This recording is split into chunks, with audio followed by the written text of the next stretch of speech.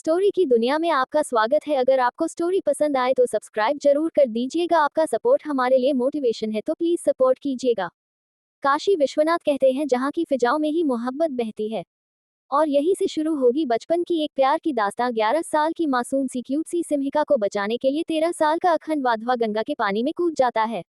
और जब वो सिम्हिका को बचाता है तो उसे वो पहली बार देखता है तो सिम्हिका उसकी एक जिद, जुनून और दीवानगी बन जाती है। अखंड वाधवा जो दुनिया का सबसे रिच और रॉयल फैमिली से बिलोंग करता था और अपने वाधवा अंपायर का अकेला मालिक था, जो अपनी इतनी कम उम्र में ही सारी दुनिया पर राज करता था, वो सिम्हिका को पाने के लिए किस हद तक जाएगा? कैसी होगी इनकी खतरनाक लव स्टोरी? सुनिएगा टॉक्सिक बॉय का इनोसेंट लव। काशी, सुबह का समय। घाट पर दो लगभग 11 साल की लड़कियां बैठी थी। वो दोनों आपस में बातें कर रही थी। उसमें से जो छोटी लड़की थी वो बोली, सुनो ना, तुम हमारे साथ प्रयागराज चलो, हम लोग वहाँ खूब मस्ती करेंगे। तो बड़ी लड़की बोली, चलूंगी पर अभी नहीं, क्योंकि अभी माँ बाबा जाने नहीं देंगे। फिर छोटी लड़की मुंह बनाते हुए बोली, रहने दो, तुम हर बार ऐसा ही कहती हो। वो दोनों बात ही कर रही थी, तभी पीछे से किसी ने उन दोनों से कहा, अगर आप दोनों सहेलियों का हो गया हो तो घर चलिए अब। उन दोनों ने पीछे देखा तो एक औरत खड़ी थी। दोनों उठकर उनके पास चली गई। छोटी वाली लड़की ने उस औरत से प्यार से कहा, आंटी अनवी को हमारे साथ हमारे घर भेज दो। वो औरत बड़ी वाली लड़की अनवी की माँ थी। वो छोटी वाली लड़की से प्यार से बोली, सिमी बेटा, इस बार की छुट्टी में मैं अनवी को खुद लेकर आऊंगी पक्का, पर अभी आप दोनों घर चलो। सिमी ने हाँ में सर हिला दिया और वो लोग वहां से घर की ओर जाने लगे। सरस्वती जी, जो अनवी की माँ थी, वो जब भी सिमी और अनवी को देखती तो उन्हें अपने बचपन के दिन याद आ जाते थे कि वो भी कैसे गीता, जो सिमी की माँ है, के साथ रहा करती थी, बिल्कुल इन दोनों की तरह। फिर वो अपनी सोच से बाहर आ गई और अपने घर की तरफ उन दोनों को लेकर चली गई और वो सभी अपने घर आ गए। सरस्वती जी ने दोनों से कहा, चलो पहले नाश्ता कर लो। और फिर वो उन दोनों को नाश्ता परोसने लगी और वो दोनों नाश्ता करने लग गई। उधर घाट की तरफ सिमी, अनवी और सरस्वती जी के जाने के कुछ ही देर बाद वहां पर एक 70-75 साल का एक बूढ़ा आदमी अपनी मॉर्निंग एक्सरसाइज करने के लिए गया। उनके पीछे दो बॉडीगार्ड्स भी थे, जिन्हें वो वहीं पीछे रुकने को बोलकर अपने साथ लिए दो बच्चे जिनकी उम्र लगभग 13 साल थी उनके साथ घाट की तरफ चल दिए। वो बूढ़ा आदमी उनका दादा था, जिसे वो दोनों ग्रैंपा कह के बुला रहे थे।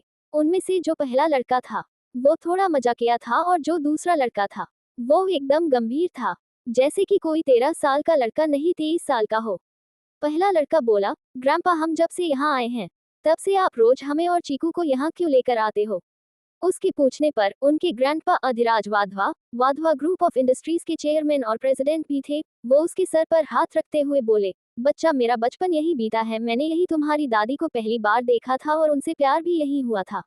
मुझे यहाँ बहुत सुकून मिलता है, इसलिए मैं तुम दोनों को यहाँ लेके आता हूँ, जिससे तुम दोनों यहाँ रहो और अपने बचपन को अच्छे से जियो, न कि शहर वाली भागदौड़ में। तो वो लड़का खुश होते हुए बोला, अच्छा, तो इसका मतलब मुझे भी यहाँ दादी मिलेगी। उसकी बात सुन के चीकू उसे घूरने लगा, तो उसे देखते हुए वही उसके दादा को हंसी आ गई और वो हंसते हुए बोले, अरे अरे, तुम्हारी दादी मेरी बीवी है और तुम्हें दादी नहीं एक परी मिलेगी, समझे? और वो बड़े प्यार से उसके सिर को सहलाने लगे। तो वो लड़का फिर से बोला, ग्रैंपा, कब मिलेगी मुझे परी? उसके बार बार पूछने से जिसका नाम चीकू था वो उस लड़के से गुस्से में बोला, किन्नू, तुम अपना मुंह बंद करोगे प्लीज? चीकू के गुस्सा करने से किन्नू ने मुंह बना लिया और चुप हो गया। उन दोनों के ग्रैंपा ये सब देख रहे थे। वो मन में सोचने लगे, ये आप चीकू क्यों सब बच्चों जैसा नहीं हुआ? कभी कभी तो मुझे ही डर लगता है इससे। फिर वो अपनी ख्यालों की दुनिया से बाहर आके बोले, चलो बच्चों, हवेली चलते हैं अब। फिर सभी वहां से जा ही रहे थे कि आपको कुछ नीचे चमकती हुई चीज गिरी दिखी, जैसे कि कोई ब्रैकलीट हो। चीकू ने वो ब्रैकलीट उठा लिया और उसने ध्यान से देखा तो उस ब्रैकलीट में SJ लव एम लिखा हुआ था। आपको थोड़ा अजीब सा फील हुआ, पर उसने किसी से कुछ कहा नहीं और उसने उस ब्रैकलीट को उठा के अपने जेब में रख लिया और उन लोगों के साथ चला गया। यहाँ दूसरी तरफ मिश्रा निवास में, यूं तो वो ज्यादा बड़ा घर नहीं था, पर उसे इतनी खूबसूरती से सजाया गया था कि वो दिखने में बड़ा ही सुंदर घर लग रहा था। उसी घर में जब वो दोनों लड़कियां सिमी और अनवी घाट पर से आई थी तो चुपचाप नाश्ता करके अपने कमरे में चली गई। दोनों का एक ही कमरा था, इसलिए दोनों अपने कमरे में बैठकर कुछ खुराफाती सोच रही थी।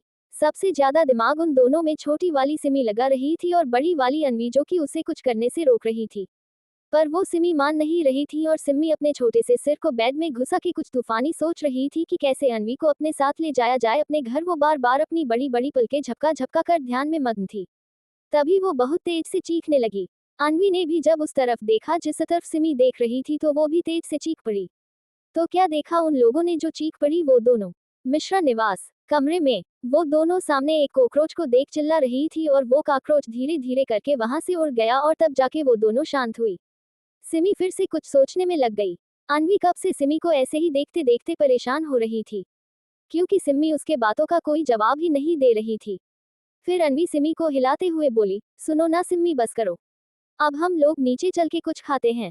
बहुत जोर से पेट में चूहों ने हड़ताल मचा रखी है। सिमी जो अभी तक अपने छोटे से दिमाग को लगा लगा के परेशान हो चुकी थी, पर उसे अभी तक कुछ सूझा नहीं था और ऊपर से अन्वी का खाने को कहना, जैसे कि सिमी को इसी का इंतजार था। वो तुरंत उठ के बैठ गई और टिमटिमाती आंखों से अन्वी को देखते हुए बोली, हाँ यार, इसीलिए तो मैं कुछ सोच ही नहीं पा रही हूँ। अब पता चला, मुझे तो भूख लगी थी। चलो अब चलते हैं हम लोग। ये कह के वो बिना उसे देखे गायब हो गई और बेचारी अन्वी मुंह लेके खड़ी रह गई। फिर वो भी उसके पीछे उसके साथ चली गई।